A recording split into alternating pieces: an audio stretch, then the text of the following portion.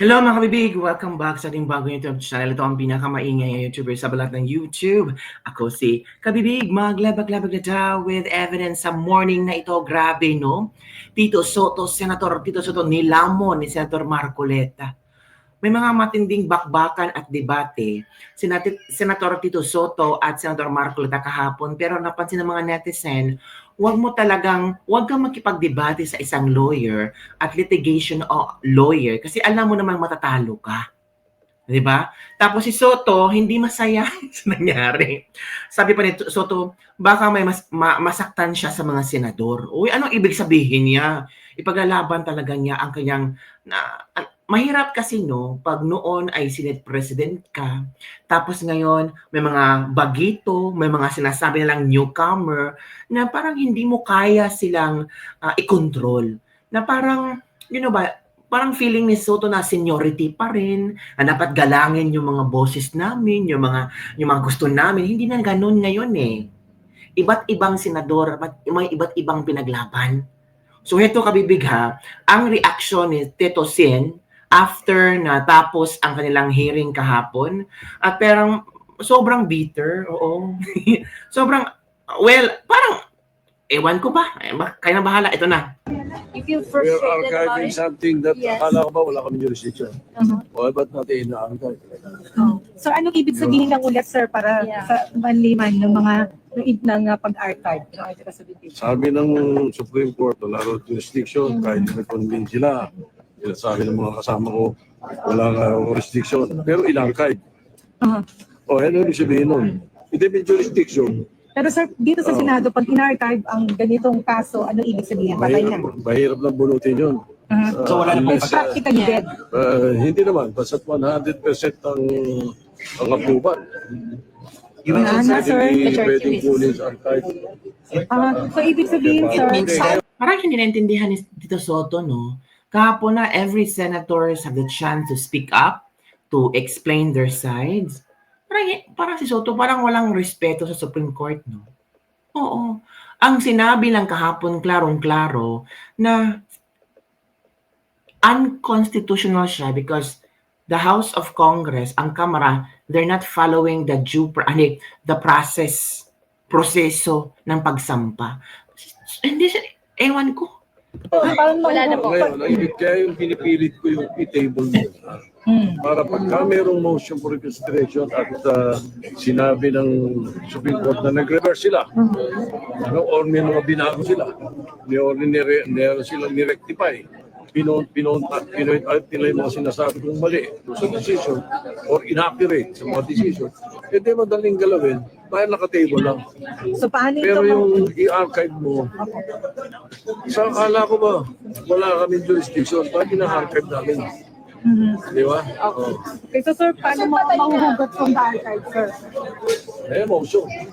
Motion on the floor. Kung sabihin nga ng Supreme Court na nire-rectify nila yan, decision nila, or nire-reverse nila sa nila. So, yung decision ng Senate 1941, what does it speak of the Senate as an institution? Ako mahirap sagutin yung Pero bilang sir, nag-Senate, baka may masaktan ako sa mga salita Pero sir, how do you feel po dun sa... Baka masaktan daw si masaktan sa salita si Tito Soto. Wow. minority na iba-iba po yung naging boto nyo kanina? Siyempre, kasi alam mo naman kilala niyo naman kami, kilala niyo naman ang mga background namin. Ako simple lang. I was for the preservation of the Constitution. Ako masunod ang Constitution. Hindi mo nga preservation of the Constitution pero hindi mo na ginalang ang desisyon ng Korte Suprema. Tapos sinabi mo nga unanimous decision can lead to unanimous mistakes. Wow, grabe. Kung ako yung lawyer, no, yung justices, no, one of the justices, sabihin ko talaga, ano akala mo sa amin tanga?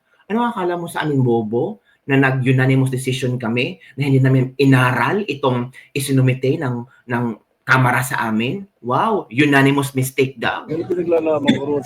Sa akin nga, sinasabi ko nga, the personalities involved, hindi importante sa akin. Wow! Pinag-uusapan dito is kung paano ginawa. Paano ginawa? Kaya nga inexplanan ka ni Senator Marcoleta lahat-lahat ng proseso. Hindi mo ba nabasa? Paano ginawa? Kasi ayaw mong tanggapin na may marami ng magagaling na senador. O, di ba? Wala na talaga kayong amor dyan. Di ba? O eto ha, gusto niya bang makita kung paano nilampaso or nilamon ni Senator Marcoleta si Tito Soto? O eto, ito yung mga video kabibig na talagang pinapalakpakan ng mga tao ni Senator Marcoleta. So may I ask the gentleman, what will happen if we prematurely dismiss the case and the Supreme Court subsequently grants the MR and reverses its own decision? The question, Mr. President, is speculative. Yes, yes. May I have a speculative answer, Mr. President? Tingnan niyo ha kung ano ang reaction ni Marcoleta na ha. Tingnan niyo kung ano ang reaction ni Marcoleta kay Tito Sen. We cannot speculate. We can only guess. Pinagtawanan ni Marcoleta ni Tito Soto. Can you please give me a speculative answer? Sabi ni Marcoleta, we cannot speculate. We can only guess. Hala ka. Second guess. Because on the basis of our experience Parang pinipigilan ni Marcoleta yung tawa niya. as a practicing lawyer, Mr. President, ito pong ganitong klaseng desisyon, talaga pong wala na pong kaduda-duda na kahit po mag-file pa tayo ng motion for reconsideration. We are hoping against hope. It is as if we are wishing for the moon. Palagay nyo po, palagay nyo lang po merong isa na nag-reverse. Hindi rin po ma-overturn. Kasi po ang kailangan po ninyo ay 8 ang mag-reverse. Sa inaakala po ba ninyo, meron kayong makukuhang 8 na pumirma doon sa unanimous decision na babaligtarin po nila yung kanyang sarili. Kaya, napakahirap po mag-speculate, Mr. President. So may I ask the gentleman? Mahirap po mag-speculate. Nakakatawa talaga. Ito ang reaction ng mga netizen ha. Sahin natin ha. Natawa na lang siguro si Marcoleta sa kanyang isip na ano ba itong Tito Soto? Parang walang alam. It Bulaga versus lawyer. Magpaturo ka muna kay Miss Tapia. The difference between a lawyer versus feeling lawyer, Senator Marcoleta nailed it. Practicing lawyer versus practicing comedian. Tingnan mo, nagmukha kayong katawa-tawa dyan. Ang mga tao ngayon iba na eh. Parang nagbago na ang mentalidad, yung gustong ihalal ng mga tao. Parang si Marcoleta is setting the bar standard higher, mga kabibig, kung magsenador ka. Dapat katulad ni Marcoleta. Parang gano'n na ang nasa isip ng mga tao ngayon, no? Sabi nila, dapat katulad ni Marcoleta ang ating ihalal. Dapat matalino katulad ni Marcoleta. Dapat may alam sa batas katulad ni Marcoleta. O di pa dapat pareho kay Alan Peter Cayetano o di kaya kay Cheese Escudero. Yun na pa, parang yun na ang gusto ng mga tao ngayon. After na lang panoon ang Senate hearing na ito, mga kabibig. Naku, mahirap na. Lawyer versus low IQ. Huy, natatawa na lang sa'yo si Marcoleta. Let's speculate about you are just a water to Senator Marcoleta Soto. Nga si Soto, practicing lawyer po siya, Mr. Soto. Huwag kasi comedy, Senator Soto. Why say prematurely? Who you? Diba? So ito pa ang mga iibang nangyayari, mga kabibig ha. Ito ha. Manood tayo ng iibang video na kung saan sabi nila nasupalpal talaga itong si Soto. Parang napahiya ba? Na tostado pala. O, eto na, manood tayo. May kasabihan po tayo, ang tumatakbo ng matulin, kung matinik ay malalim. Unang-una po, Mr. President, gusto kong malaman, yung po bang mga kasong sinabi niyo, unanimous decisions po ba lahat? I am not sure about that. But the one thing I can say is that if there is a mistake, unanimous decision could become a unanimous mistake. Oh. Well, ano pa pong nangyari gano'n, Mr. President? At saka po tayo pag nananakbo, Ako po ay nakasapatos at saka sa kalsada kaya hindi po ako matitinik. Oh! May kasabihan po tayo, ang tumatakbo ng matulin, kung matinig ay malalim. Unang-una po, Mr. President, gusto kong malaman, yung po bang mga kasong sinabi niyo, unanimous decisions po ba lahat? I am not sure about that. But one thing I can say is that if there is a mistake, unanimous decision could become a unanimous mistake. Wala pa pong nangyari gano'n, Mr. President. At saka po tayo, pag nananakbo, ako po ay nakasapatos at saka sa kalsada kaya hindi po ako matitinik. Good. Oh, there you go, kabibig. Napahiya na naman si Marcoleta, si Soto, di ba? Sabi ng mga netizen naman, Gogo, Senator Marcoleta, naigo naman si Soto kay Marco. O, tinamaan kasi sinabi ni Atty. Marcoleta, kung ginagawa mo, hindi ka naman pala sigurado sa sinasabi mo, baka sarili mo ang matinik, padalos-dalos ka. Yun ang ibig sabihin ni Marcoleta. Ako naman po ay tumatayo dito na ready, nakasapatos na. Kaya once magsasalita ako dito, hindi talaga ako matitinik. Na talagang paninindigan ko yung pagtayo ko dito, yung pagdepensa ko. Kaya nga, yun ang ibig sabihin ni Marcoleta kay Tito Soto. Very, anong tawag doon na, metaphor kayo style, no? Kasi tinanong ni Marcoleta, tapos sabi ni Soto na hindi siya sure. So why you're standing up? Why you are defending your thought if you cannot provide any proof? Na parang ano to? Nagpapatawa lang tayo dito? Grandstanding lang ba ang gagawin natin dito? Papakita natin sa mga tao na ang galing-galing ko pero kulang ka pala sa luto. Kaya nga sabi to, hilaw.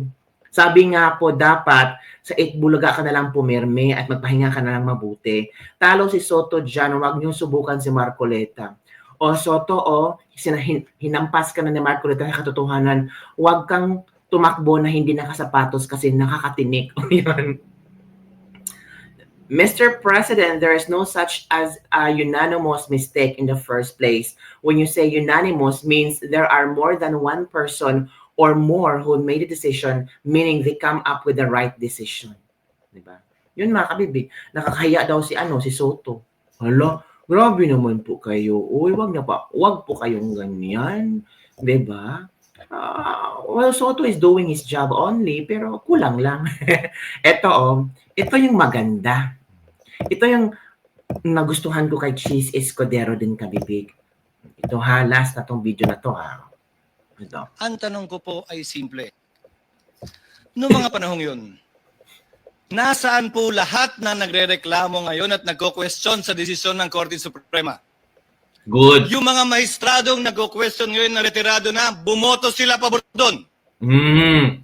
Subalit ngayon, tila nag-iba ang posisyon. Ano nga ba ang pinagkaiba kung meron man? Klaro ang pinagkaiba. Iba ang pangalan ng nasasakdal. Correct. Are you truly for accountability or simply anti-Duterte? Good. Do you truly respect and want to preserve the Constitution or you simply hate the Vice President? Correct. Are you serving the nation's interest or protecting and pursuing your own personal ambitions or agenda? Correct. Are you fighting for truth or are you simply after revenge? Correct. Do you really want a trial or do you just want a conviction? Do you really believe that we are wrong or do you simply think and feel entitled and believe that you are always right? Oh. Ang tanong ko po ay simple. Galing ni Cheese Noong mga panahong Escudero. yun, nasaan po lahat na nagrereklamo ngayon at nagko-question sa desisyon ng Korte Suprema? Yung mga mahistradong nagko-question ngayon na retirado na, bumoto sila pabor doon. Subalit ngayon, tila nag-iba ang posisyon. Ano nga ba ang pinagkaiba kung meron man? Klaro ang pinagkaiba. Iba ang pangalan ng nasasakdal. Are you truly for accountability or simply anti-Duterte? Do you truly respect and want to preserve the Constitution or you simply hate the Vice President? Are you serving the nation's interest or protecting and pursuing your own personal ambitions or agenda? Are you fighting for truth or are you simply after revenge? Do you really want a trial or do you just want a conviction? Do you really believe that we are wrong Or do you simply think and feel entitled and believe that you are always right? Tama. Entitled din sila, anti-Duterte sila, at hate nila si VP Sara. At may mga tinatago silang gusto. Correct ka, sir. Selective sila. Patama yan kay Justice Antonio Carpio. Salute, Senator Cheese Escudero. Good job. Nako, Risa, ha? Sapol na sapol ka na dyan sa Senado. Umalis ka na. Very well said. Pero halang pa rin ang bitukan ng mga yan. Tumbok sa isang tao sa club. But na lang ikaw ulit ang SP. Nako, kung si Soto yun, wala na. Finish na. Tumahimik kasi wala nang tama sa pulveron. Ganun ang nangyari ngayon. Wala naman tama. Maingay na naman. Nako, papaano ang mga kapalang mukha? Umiyak na kayo. Baka sumikip ang dibdib nyo. Nako, si Risa, iiyak na yan. So, ayun mga kabibigay, yun ang mga iilang komento ng ating mga netizens. So, ano ang iyong reaction mga kabibig? Grabe no, nilamon talaga si Soto. Talagang sa isip-isip ni Marcoleta ba, ano ba to? Parang tumayo lang to ba? Parang paepa lang ba? Pero wala, parang laman, parang puro hangin nila ang mga pinagsasabi. Sino kayang advisor nito, no? Sino kaya nag-advise ito ni Soto no, na tumayo dito ang magsalita? Kasi kulang-kulang eh. Kaya nga sabi ni Marcoleta, ako po ay nakasapatos. Kasi pag ako ay tumakbo para hindi ako matitinik. Tapos sabi ni Chis Escudero, baka mga anti-Duterte lang kayo. Nasaan na kayo? Baka hindi nyo lang gusto ang presidente. Ang vice-presidente. O, diba? So yun lang kabibig ang ating latest clip at for today. Don't forget to like, subscribe, and share this video. Bye everyone! See you next time!